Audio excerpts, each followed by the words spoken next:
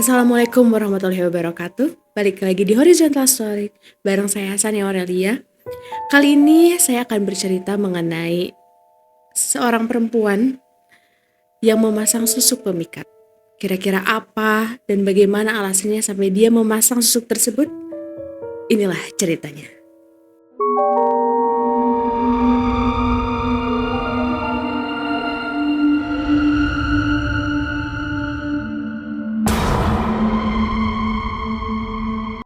Kita sebut saja namanya Winda. Dia berasal dari Indramayu dan dia punya adik laki-laki. Kedua orang tuanya udah cerai. Adik laki-lakinya ikut sama bapaknya. Dan Winda itu janda, punya anak satu. Dia hidup bersama ibunya. Jadi Winda, ibunya, anaknya, itu mereka merantau ke Bandung karena Winda memikirkan gimana caranya untuk bertahan hidup untuk mereka bertiga. Dan mereka kontrak di Cimaremek, daerah Bandung Barat. Nah, untuk bertahan hidup, Winda memutuskan untuk jualan nasi kuning di teras depan rumah kontrakannya. Karena pada saat itu, Winda pikir hanya itu yang bisa dia lakukan untuk menghidupi anaknya, ibunya, dan dirinya. Dan itu terjadi selama berbulan-bulan. Hanya dengan memakai meja kecil untuk berjualan nasi kuning tersebut. Hingga pada suatu hari, Winda teringat dengan temannya yang berasal dari Indramayu yang merantau juga di Bandung.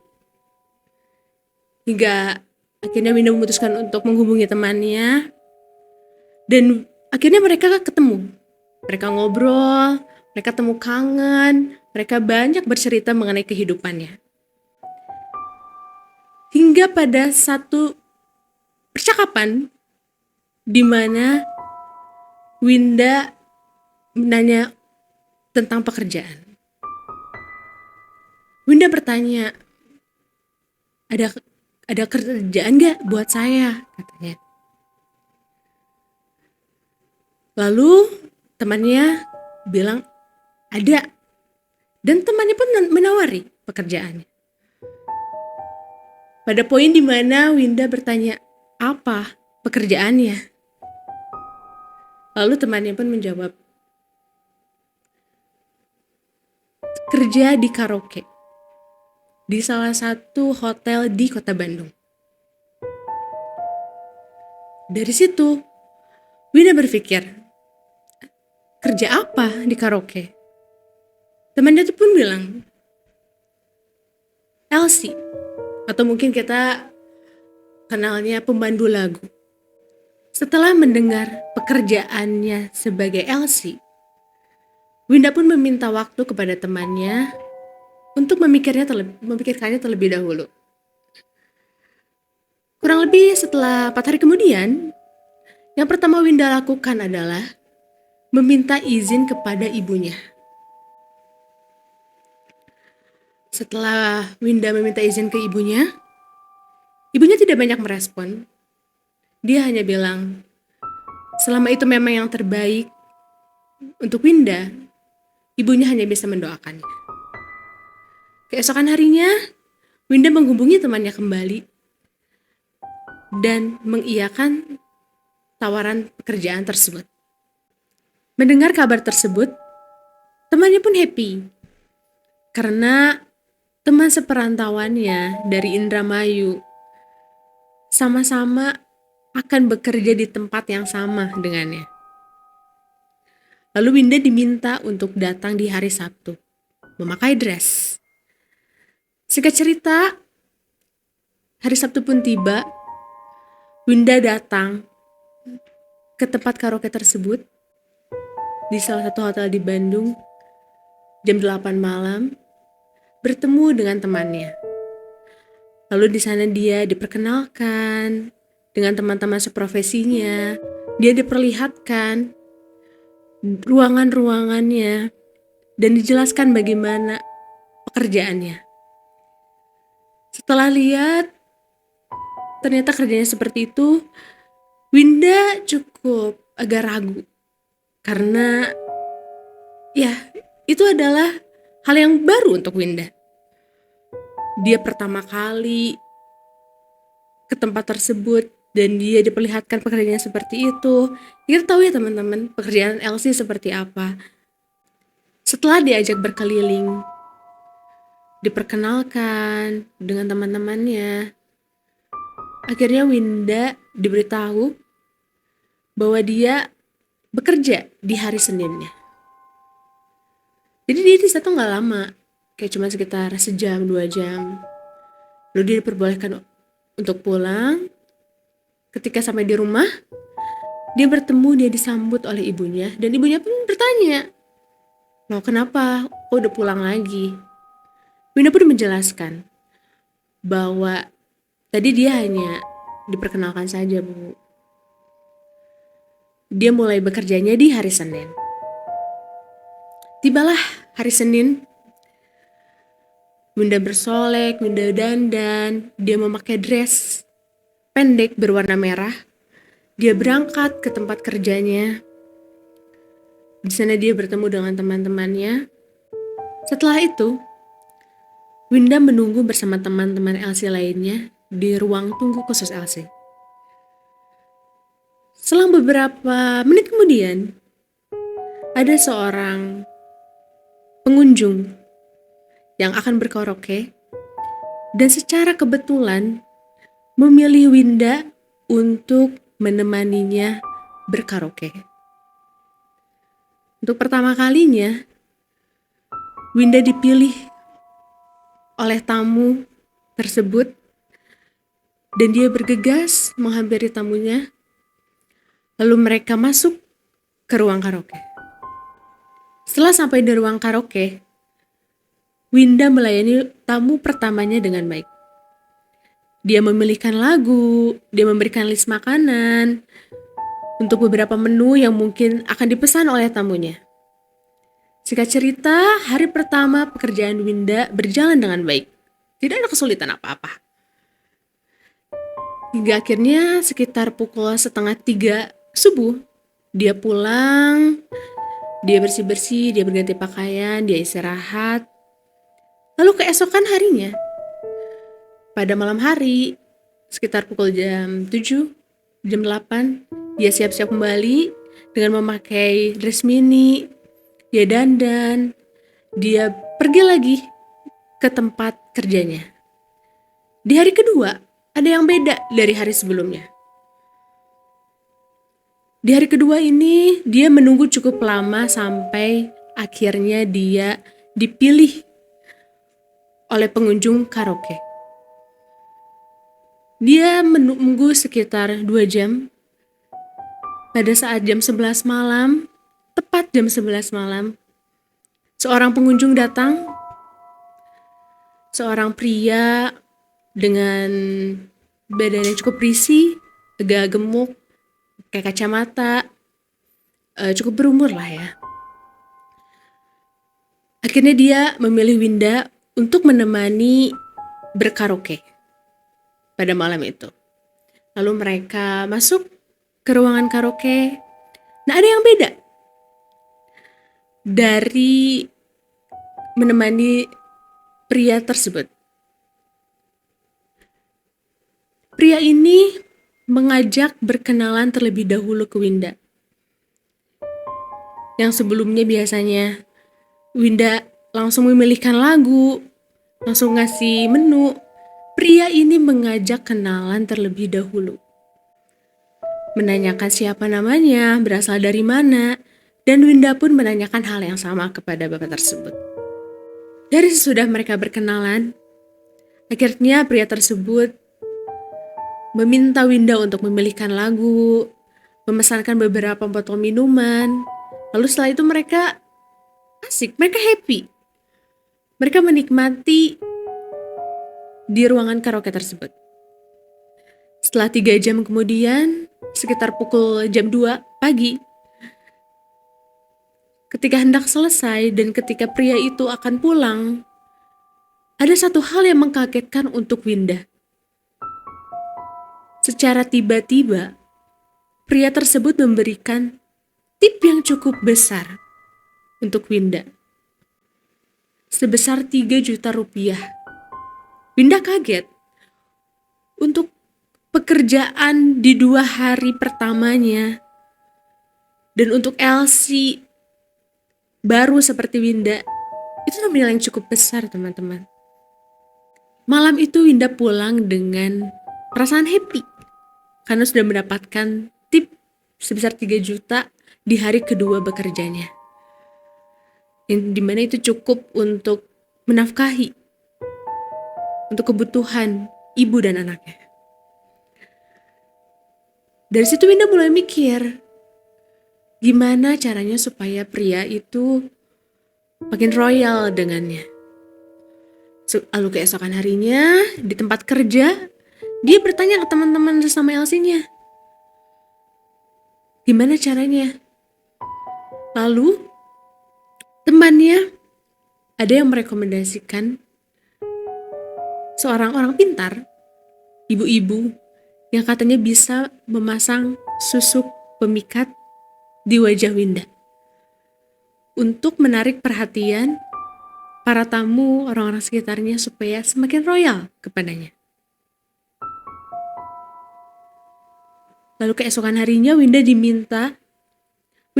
minta antar temannya untuk ketemu dengan orang pintar tersebut. Singkat cerita, sampailah Winda di tempat orang pintar tersebut.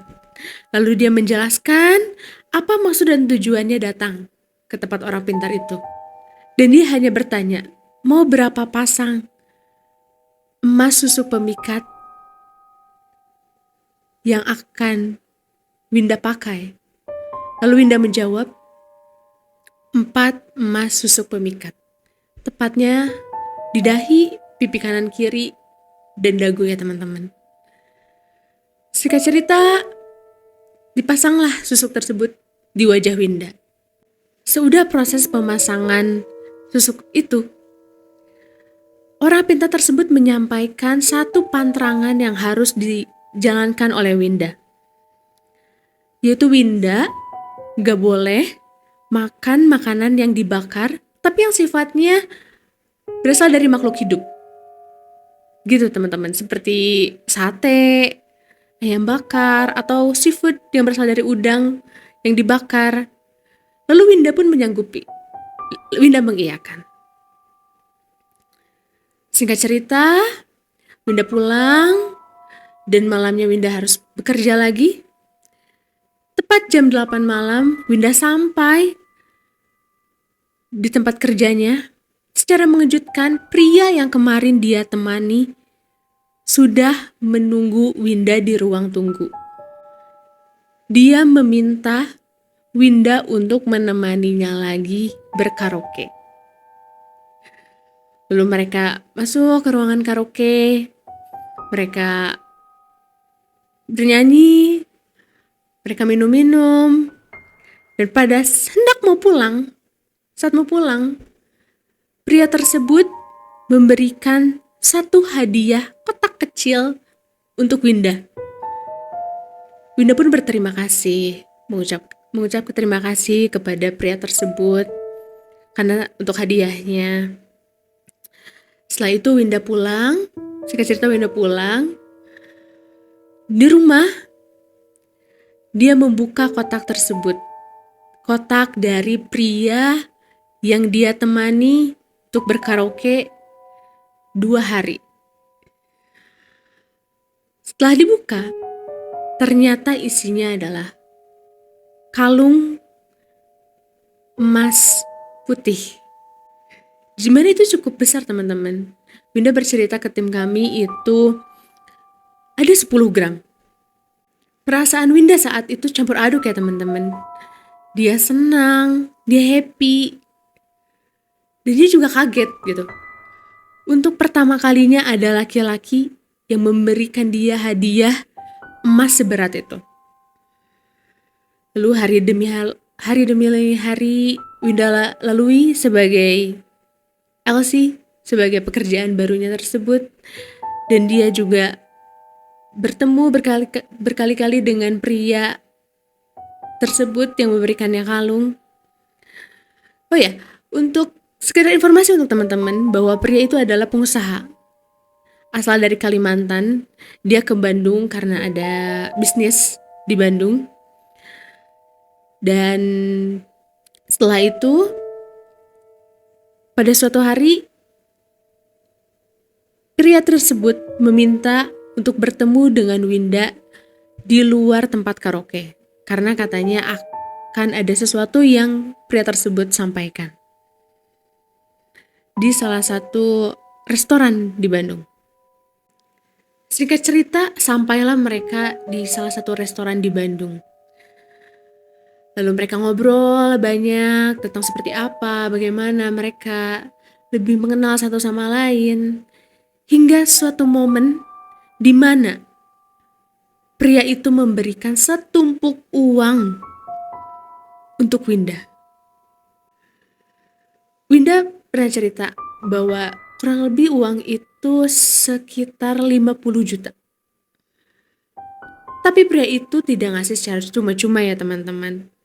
Pria itu memberikan uang sebanyak itu untuk menyuruh Winda pindah rumah ke tempat yang lebih layak. Karena sebelumnya Winda pernah cerita bahwa dia ngontrak rumah petak di daerah Cimareme.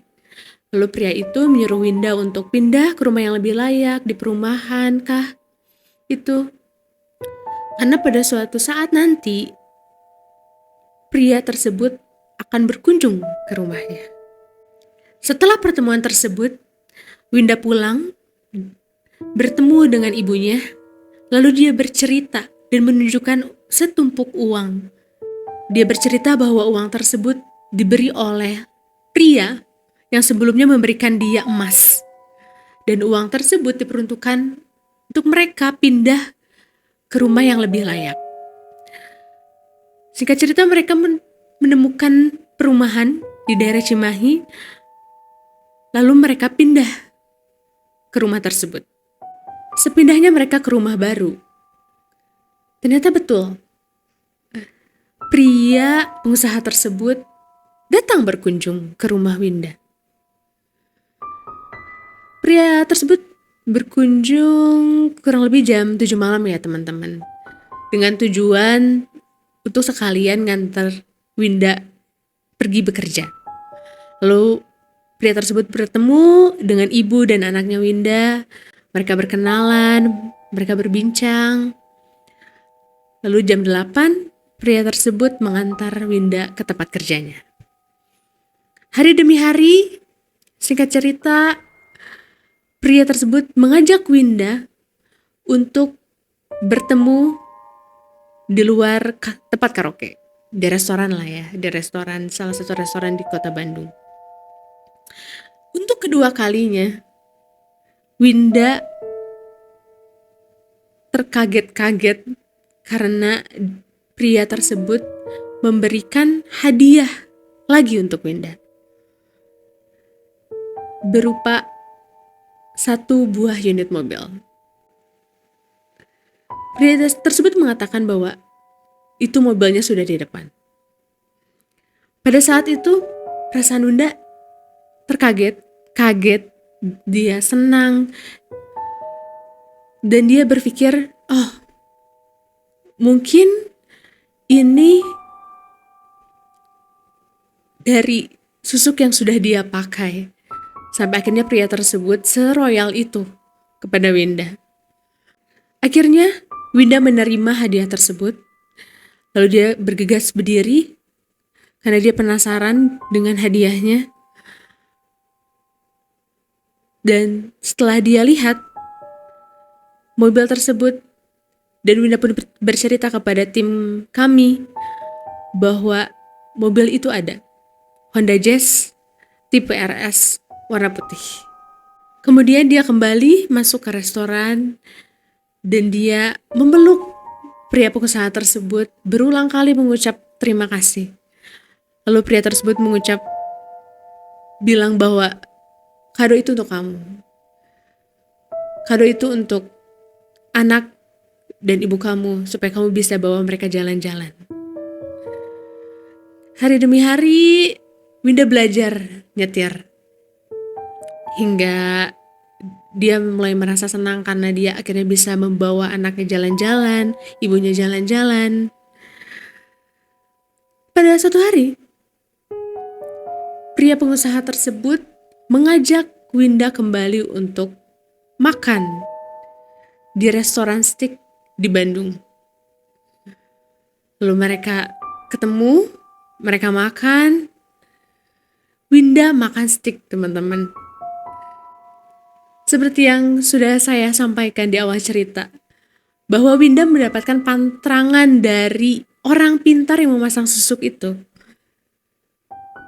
untuk tidak memakan makanan yang berasal dari makhluk hidup yang sifatnya dibakar. Winda lupa akan pantrangan tersebut. Dia makan steak itu, lalu dia pulang. Sesampainya Winda di rumah, dia berganti pakaian, lalu dia bercengkrama dengan anak dan ibunya. Karena pada saat itu Winda sedang libur. Lalu menjelang malam dia tidur. Di pagi harinya dia dikejutkan dengan rasa gatal di wajahnya. Lalu ketika dia bercermin, wajahnya tepat di mana yang dipasang susuk pemikat tersebut, di dahi, di pipi kanan kiri, di dagu, itu keluar benjolan seperti telur ikan, teman-teman.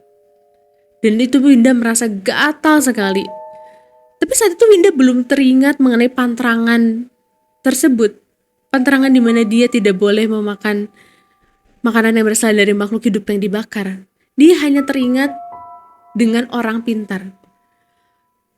Lalu dia langsung bergegas untuk menemui orang pintar. Sesampainya di rumah orang pintar tersebut, Winda langsung menanyakan, ada apa dengan wajahnya? Kenapa wajahnya jadi merah-merah gatal? Kenapa wajahnya muncul bintik merah seperti telur ikan? Lalu orang pintar tersebut malah balik nanya, apa yang udah Winda makan? Winda masih belum ingat, teman-teman. Winda masih mengelak. Dia bilang dia gak makan apa-apa, dia makan biasa aja. Untuk kedua kalinya orang pintar tersebut bertanya kembali, coba ingat-ingat, apa yang udah kamu makan?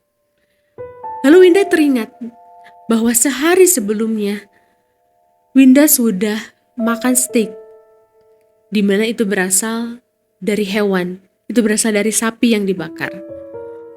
Lalu Winda bertanya kepada orang pintar tersebut, kalau udah kayak gini harus gimana? Karena Winda sudah tidak tahan dengan gatalnya. Lalu orang pintar tersebut menyampaikan bahwa itu pantrangan sudah kamu langgar. Solusinya adalah susuk tersebut harus dibuang, harus dilepas.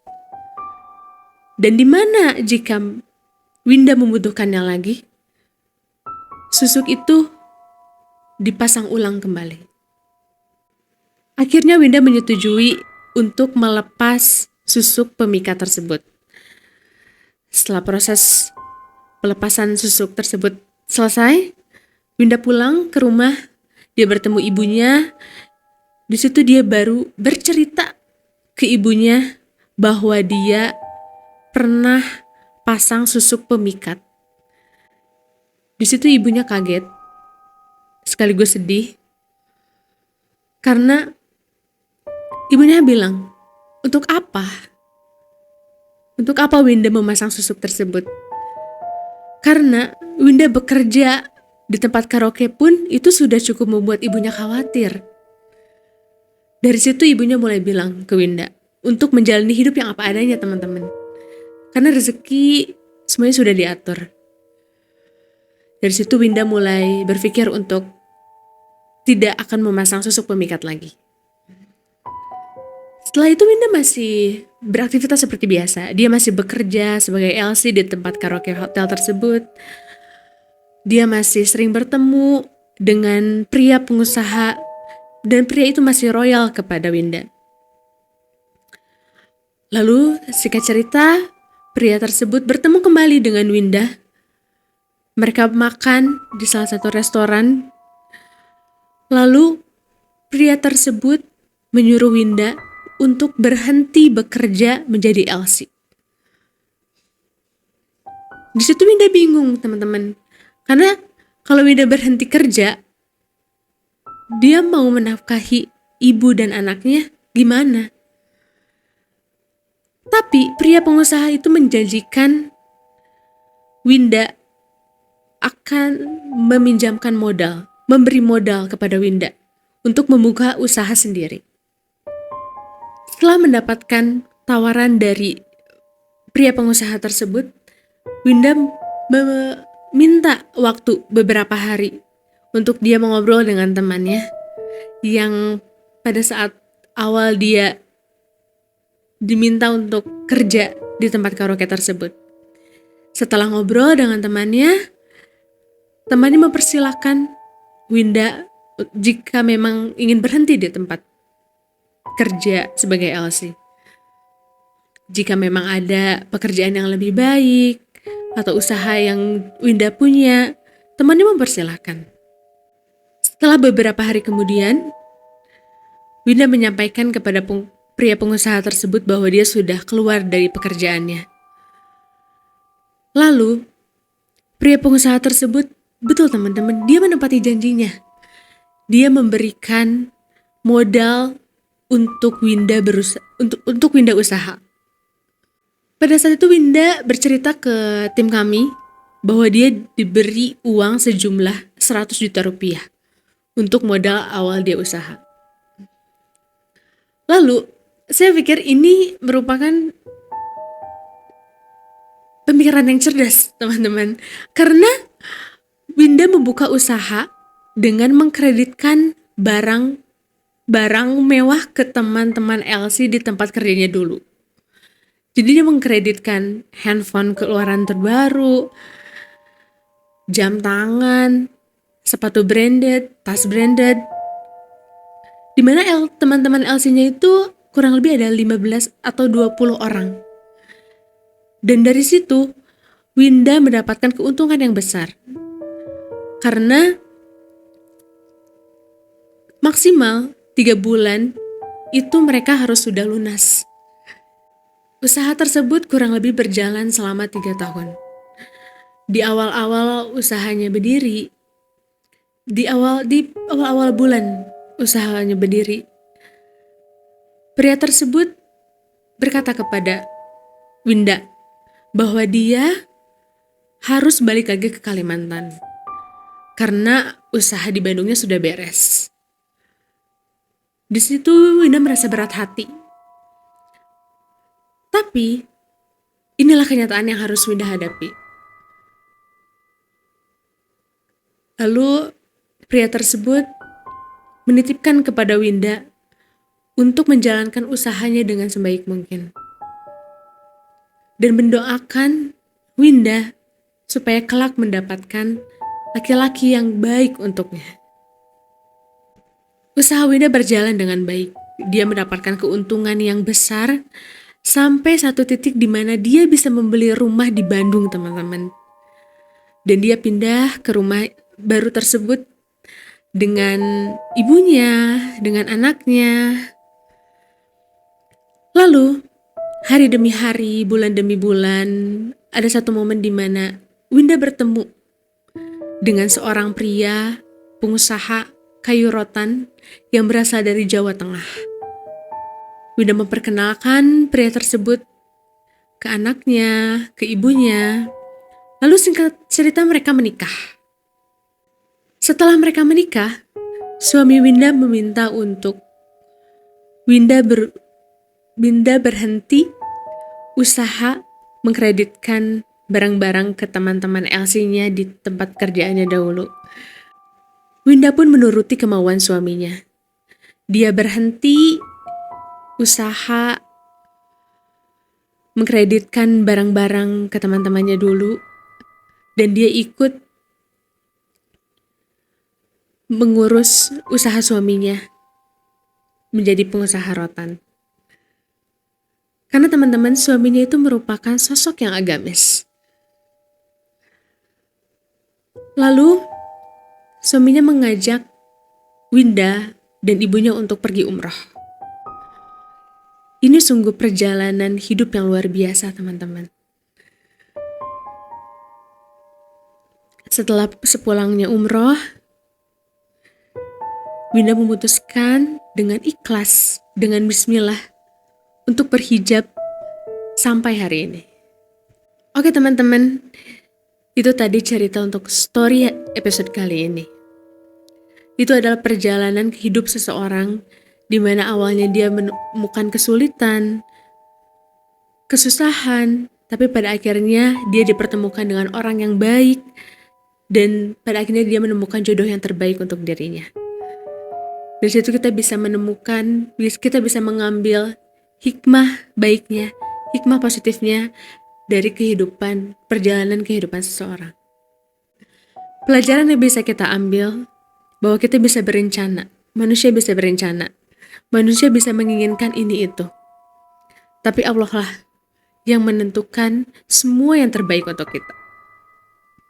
Terima kasih untuk Teh Winda sudah mengizinkan ceritanya dibawakan di Horizontal Story. Kang Hendy pun sempat mengajak Teh Winda untuk podcast di Horizontal Channel.